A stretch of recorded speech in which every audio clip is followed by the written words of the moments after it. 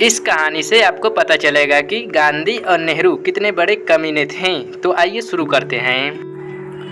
एक गांव में एक किसान रहता था। उसके पास 2 बैल और 2 कुत्ते थे। एक बार उसे किसी बेहद ज़रूरी काम के लिए गांव से बाहर जाना था, किंतु उसकी समस्या यह थी कि खेत जोतने का भी समय हो गया था।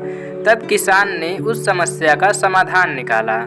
उसने अपने बैलों और कुत्तों को बुलाकर कहा कि मैं कुछ दिनों के लिए गांव से बाहर जा रहा हूं। मेरे लौटने तक तुम लोग सारे खेत जोतकर रखना, ताकि लौटने पर खेतों में बीज बो सकूं। बैलों और कुत्तों ने स्वीकृति में सिर हिलाया। किसान चला गया और बैलों ने किसान के कहे अनुसार खेत जोतना शुरू कर दिया।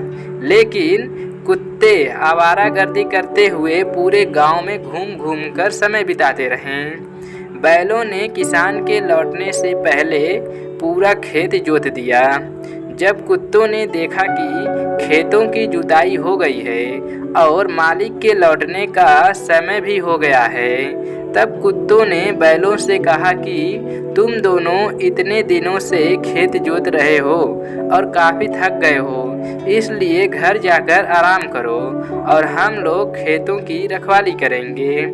कुत्तों की बात मानकर दोनों बैल घर चले गए और आराम करने लगे।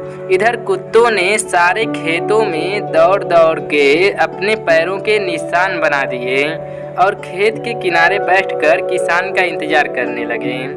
थोड़ी देर में किसान भी वापस गांव आ गया और सीधा खेतों पर पहुंचा तो देखा दोनों कुत्ते वहां पर बैठे हैं। खेतों की जुताई भी हो गई है, परंतु बैल कहीं नजर नहीं आ रहे हैं। किसान ने कुत्तों से पूछा कि बैल कहाँ है।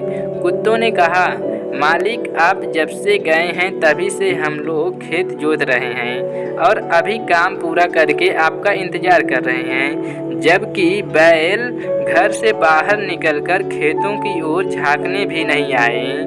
वह घर पर ही आराम से सो रहे हैं। मालिक ने खेतों में जाकर देखा तो उसे हर तरफ कुत्तों के पैरों के निशान मिले।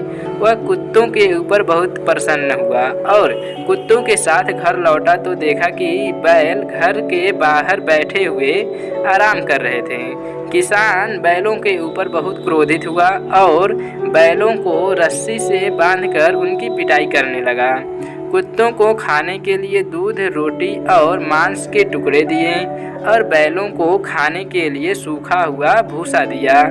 इतिहास के जानकार बताते हैं कि यह जो Mahatma Gandhi road, Nehru university, Indira airport और ऐसे अनेकों जगह नेहरू और गांधी का नाम देखते हो, ये कुछ वैसे ही कुत्तों के पैरों के निशान हैं और वे आज़ादी के बाद से ही मलाई खा रहे हैं। जबकि रानी लक्ष्मीबाई, तात्या टोपे, लाला लाजपत राय, वीर सावरकर, महारानी अवंतीबाई लोधी, सुभाष चंद्र बोस, राम प्रसाद बिस्मिल, भगत सिंह, चंद्रशेखर आज़ाद, खुदीराम बोस जैसे 7,72,000 असली सेनानियों के परिवार को सूखी रूखी घास ही मिली है।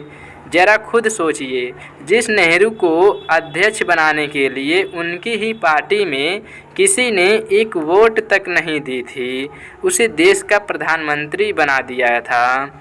नेहरू की जगह अगर देश की कमान सरदार पटेल या फिर सुभाष चंद्र बोस के हाथ में होती तो आज हमारा देश एक अखंड भारत होता और दुनिया में अलग ही हमारा नाम होता। ऐसा ही हाल गांधी जी का भी था। दुनिया का अगर सबसे बड़ा चापलूस कोई था तो हमारे गांधी जी ही थे। कभी फुर्सत में आपको पूरा बताएंगे। बस यही है स्वाधीनता संग्राम में गांधी नेहरू का योगदान। सहमत हैं तो शेयर करने में कंजूसी मत करना और हमारे चैनल को सब्सक्राइब जरूर कर लेना। धन्यवाद।